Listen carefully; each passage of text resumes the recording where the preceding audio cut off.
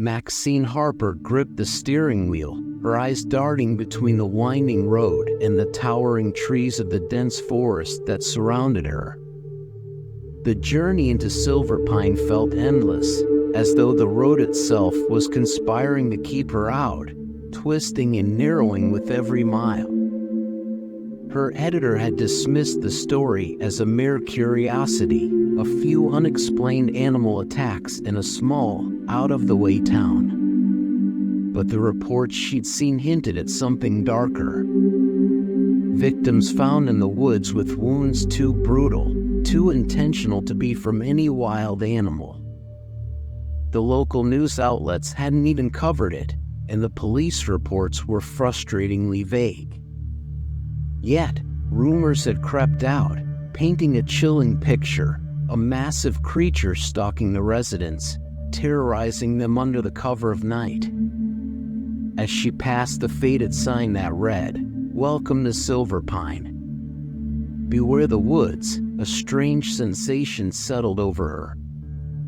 The trees grew denser, casting shadows that swallowed the fading light, and the silence around her was thick, oppressive. It felt unnatural, as if the whole forest was watching her, waiting. She'd grown up in cities and had never been the type to let superstition get to her, but this place was different. Everything about it whispered secrets, as though warning her to turn back.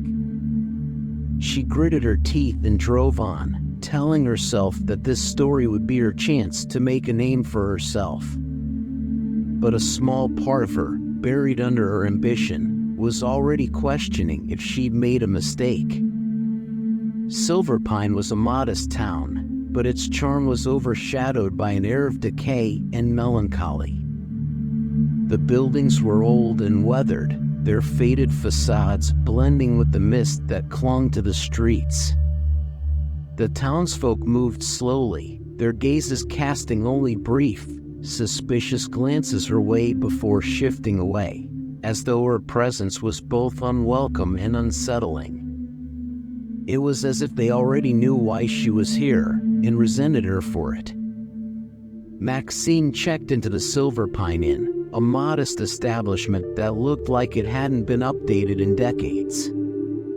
The innkeeper, an elderly man with clouded eyes and a stooped posture, handed her a key with a trembling hand.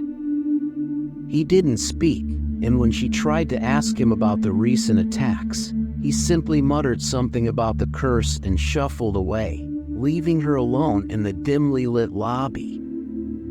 His parting words hung in the air, laced with warning. Determined to get answers, Maxine set out to interview one of the families who had been affected by the recent attacks. The Merricks had lost their son, Lucas, just a week ago. Mrs. Merrick met her at the door with eyes rimmed red from grief, her hands trembling as she clutched a faded photograph of her son. Maxine followed her into the small living room, where the silence was heavy and suffocating. Mrs. Merrick barely looked at her as she began to speak, her voice brittle, like glass that could shatter at any moment. "It wasn't an animal that killed him," she whispered, her eyes distant. "No, it was something else. Something unnatural. He was found near the forest's edge, and his body was..." She trailed off, clutching the photograph tighter. The wounds were too precise, too deliberate. Whatever did this knew what it was doing. Maxine felt a chill run down her spine. She'd read about animal attacks before, and while they were brutal, they were rarely so calculated.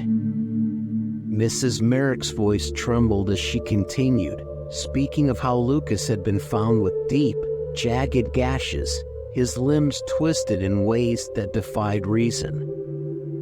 That night, as Maxine lay in bed at the inn, Mrs. Merrick's words echoed in her mind. She couldn't shake the image of those wounds, of the terror that must have been in Lucas's eyes during his final moments. Her room was silent, the only sound the soft rustling of the trees outside. But then, cutting through the quiet, she heard it, a long, mournful howl that seemed to echo off the mountains and through the walls of the inn. The sound was like nothing she'd ever heard before, a mix of pain and rage that sent a chill through her veins. She sat up, heart pounding, and glanced toward the window. Outside, the trees swayed in the wind, their branches clawing at the sky like skeletal fingers. The following day, she decided to visit the town library, hoping to find some records or old newspapers that might shed light on Silverpine's strange history. The library was a dark, musty place, its shelves lined with dust-covered books and records that looked like they hadn't been touched in years. Here she met Eleanor, the town's librarian, a thin woman with a stern expression and eyes that seemed to hold a lifetime of secrets. When Maxine mentioned the attacks, Eleanor stiffened, her gaze sharp. "They're not just attacks," Eleanor said, her voice barely a whisper. "This town, it's bound to the forest by a curse older than any of us. Our ancestors made a pact with the spirits of these woods. A pact sealed in blood." Maxine leaned in, intrigued and unsettled. "What kind of pact?" Eleanor's eyes darkened. "They say that long ago, the townsfolk angered something in the forest. To appease it, they offered a life. And so it goes, every full moon, we give it what it wants. Those who refuse to honor the pact, well, they disappear, or worse." Maxine's stomach twisted as she absorbed Eleanor's words. She'd come here for a story, but now she felt like she'd stumbled into something far more dangerous than she could have imagined. Silverpine wasn't just any town. It was a place bound by blood and fear, a town that existed at the mercy of something ancient and hungry. As she walked through the town later that day, her mind racing, she spotted a young boy standing alone by the edge of the forest.